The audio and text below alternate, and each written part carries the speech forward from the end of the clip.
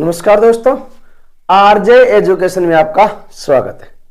दोस्तों, अपना ज्योग्राफी के तहत ज्योग्राफी ऑफ राजस्थान का जो पार्ट है, राजस्थान का भूगोल, उसके अंदर अपने physical part of Rajasthan, climate of Rajasthan complete हो चुके हैं।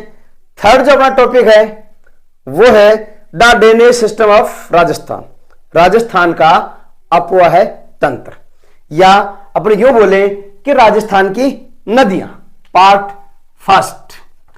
देखिए, राजस्थान की अगर नदियों की बात करें तो राजस्थान में नित्य वाहिनी नदियां नहीं के बराबर हैं। एक चंबल नदी है जो हमेशा बहती है, एक माही नदी है जो हमेशा बहती है। चंबल और माही दो ही ऐसी नदियां हैं जो साल भर बहती है। तो चंबल है वो राजस्थान की प्रमुख नदी नहीं है, क्योंकि चंबल तो एमपी के जनापाव की पहाड़ियों से निकलती है और यमुना में जाती है। 665 किलोमीटर लंबी है, लेकिन राजस्थान में उसकी लंबाई मात्र कितनी है? 135 किलोमीटर, मात्र 135 किलोमीटर। तो राजस्थान में तो केवल 135 किलोमीटर बहती है चंबल, लेकिन फिर भी हम मान सकते हैं कि चंबल और माही दो नदियां ऐसी हैं जो राजस्थान में नित्यवाहिनी नदियां हैं। बाकी जो नदियां हैं वो है मौसमी, अर्थात बारिश के समय में बहती हैं और ग्रीष्मकालीन आती आती सूख जाती हैं। तो राजस्थान के जो अपवाह तंत्र है इसको तीन भागों में भागा है। 3 types of drainage system in Rajasthan. पहली है बंगाल की खाड़ी में गिरने वाली नदियां, दूसरी है अरब सागर में गिरने वाली, और तीसरा जो पार्ट है वो है अंतः प्रवाही नदियां, जैसे साबी है, सोता है, गग्गर है, सांबर झील में गिरने वाली है, रूपन मेंढा है आदि। तो सबसे पहले अपन बात करेंगे बंगाल की खाड़ी में गिरने वाली नदियां। तो बंगाल की खाड़ी में गिरने वाली नदियों की अगर बात करें तो सबसे पहले चंबल नदी। कौन सी है? चंबल। देखो, राजस्थान में बहने वाली नदियों को 3 भागों में बांट दिया गया है। कौन कौन सा? बंगाल की खाड़ी में गिरने वाली, अरब सागर में गिरने वाली और अंतः प्रवाही नदियां। बंगाल की खाड़ी में गिरने वाली नदियां हैं बनास और चंबल प्रमुख हैं, और बाणगंगा। अरब सागर में गिरने वाले की बात करें तो माही और लोनी जो है वो प्रमुख है, और अंतः प्रवाही की बात करें तो गग्गर और साबी प्रमुख है। सबसे पहले बात करेंगे बंगाल के। आज के वीडियो में हम बात करेंगे केवल बंगाल की खाड़ी में गिरने वाली नदियां। कौन कौन सी है? चंबल, बनास, बाणगंगा, गंभीरी, काली सिंध, पार्वती। ये प्रमुख नदियां हैं जो किसी न किसी रूप में इसका जल जो है बंगाल की खाड़ी में उड़ेलती हैं। सबसे पहले चंबल नदी। चंबल नदी का प्राचीन नाम था चरम्यवती। चरम्यवती प्राचीन नाम क्या था? चरम्यवती। और ये मध्य प्रदेश के जनापाव की पहाड़ी, मऊ जिले से जनापाव की पहाड़ियों से निकलती है। जनापाव की पहाड़ियों से निकलकर पश्चिम की तरफ बहकर के राजस्थान में 84गढ़ में प्रवेश करती है। ये देखिए दोस्तों, ये चंबल नदी है, ये चंबल नदी है, ये है चंबल नदी। मध्य प्रदेश के मऊ से निकलती है, पश्चिम की ओर बह के उत्तर की ओर बहती हुई यहां ये जो जगह है ये है 84गढ़, यहां से राजस्थान में प्रवेश करती है। और राजस्थान में इसकी लंबाई है 135 किलोमीटर, और कुल लंबाई कितनी है इसकी? कुल लंबाई है इसकी 965 किलोमीटर। तो 965 किलोमीटर में से मात्र राजस्थान में केवल कितनी? 135 किलोमीटर लंबी है 84गढ़ से। इस नदी के ऊपर जो प्रमुख बांध बनाए गए हैं, ध्यान से देखिए, गांधी सागर बांध बनाया गया है, ये एमपी के मंदसौर में बनाया गया है, गांधी सागर बांध बनाया गया है। फिर दूसरा बांध बनाया गया वो है राणा प्रताप सागर बांध, रावत बाडा के पास में, ज्वार सागर बांध और कोटा बैराज। कोटा बैराज एकमात्र ऐसा बांध है जिससे केवल सिंचाई की जाती है, और गांधी सागर, राणा प्रताप सागर, ज्वार सागर बांध जो है इनसे जल विद्युत प्राप्त की जाती है। तो यहां पे 3 प्रमुख पर बांध है। गांधी सागर बांध मध्य प्रदेश में, यह इंपॉर्टेंट ध्यान रखने की चीज है कि गांधी सागर बांध जो है वो राजस्थान में निर्मित नहीं है, मध्य प्रदेश के मंदसौर जिले में स्थित है। कौन सा? गांधी सागर बांध। राजस्थान में यह प्रवेश करती है 84गढ़ के पास में, और 84गढ़ से पार करने के बाद में यहां पर राणा प्रताप सागर बांध बनाया गया है चित्तौड़गढ़ के रावतबाटा में। राणा प्रताप सागर बांध, जहां से राजस्थान को विद्युत प्राप्त होती है। उससे ऊपर चलेंगे तो जवाहर सागर बांध बनाया गया है कोटा और बूंदी की सीमा पे, और बीच में कोटा बैराज बनाया गया है। कोटा बैराज जहां से केवल सिंचाई की जाती है, पेयजल की आपूर्ति की जाती है। तो यह प्रमुख इस पर बांध बनाए गए हैं। गांधी सागर बांध मध्य प्रदेश के मंदसौर में, राणा प्रताप सागर चित्तौड़गढ़ के रावत भाटा में, और जवाहर सागर कोटा में। और कोटा बैराज है वो कोटा में केवल सिंचाई और पेयजल, सिंचाई और पेयजल। देखिए दोस्तों, अब इसकी प्रमुख सहायक नदियां किसकी? चंबल की। चंबल की प्रमुख सहायक नदियां बनास, काली सिंध, पार्वती और मेज।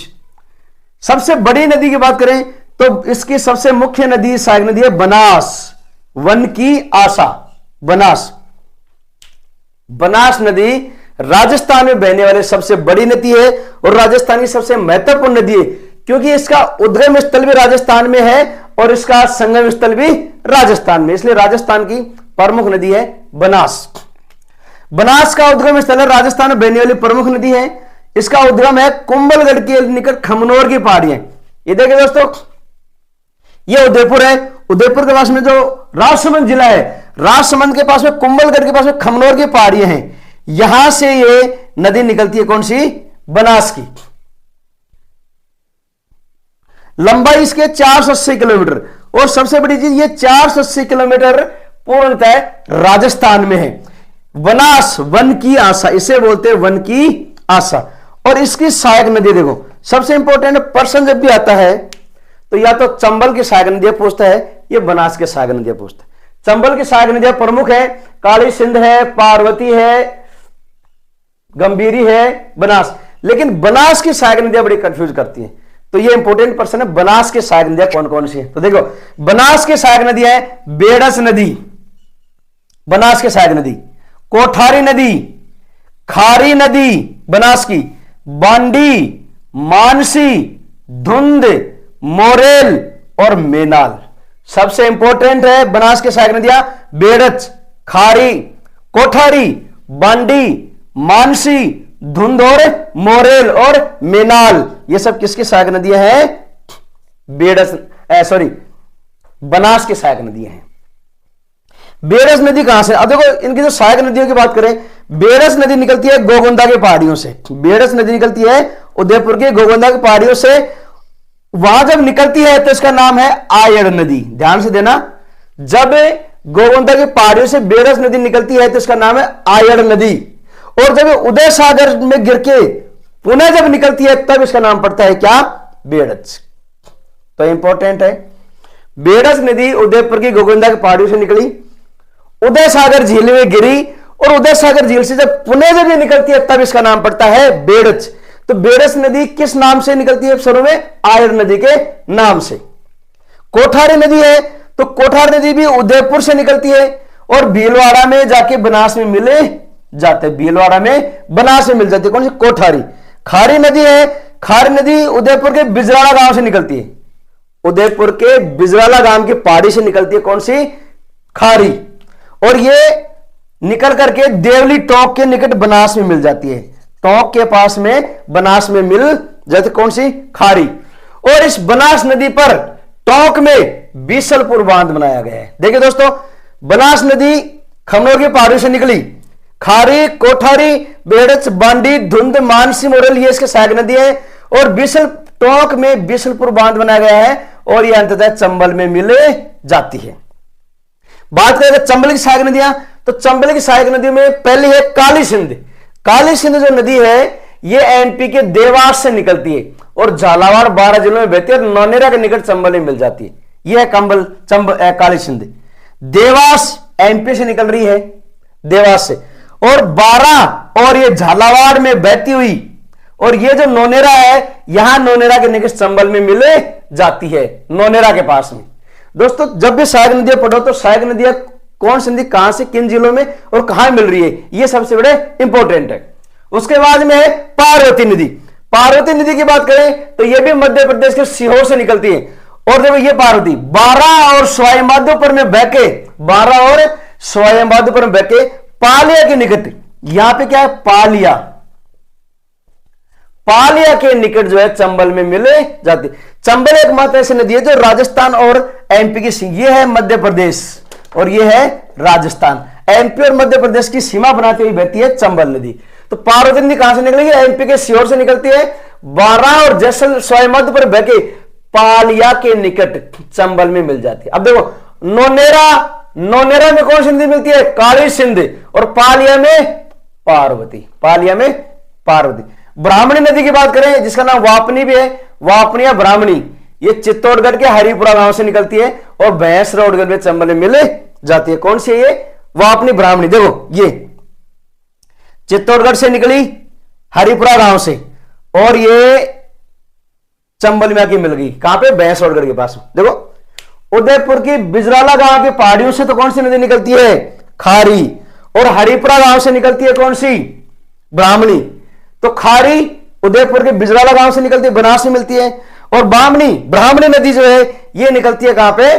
चित्तौड़गढ़ के हरिपुरा गांव से। गंभीर नदी है, ये भी मध्य प्रदेश से निकलती है। देखो ये है गंभीर नदी, मध्य प्रदेश से निकलती है जावद की पहाड़ियों से। कौन सी पहाड़ियों से? जावद। गंभीर नदी जावद की पहाड़ियों से निकलती है और चित्तौड़गढ़ में बहकर के बेड़स नदी में मिल जाती है, बेड़स नदी में मिल जाती है। कौन सी? गंभीर नदी बेड़स नदी में विलय। फिर एक ऊपर है उत्तरी राजस्थान में बाणगंगा। ऐसा सुनने में आ रहा है कि पांडवों के बाण मारने से बाणगंगा उद्गम हुआ, और यह है भी कहां? बैराठ में।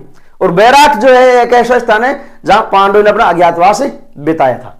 तो बाणगंगा जो है वो जयपुर के बैराठ की पहाड़ियों से निकलती है और जयपुर, सवाईमाधोपुर, भरतपुर से होती हुई यमुना के फतेहाबाद में जाकर यमुना में मिल जाती है।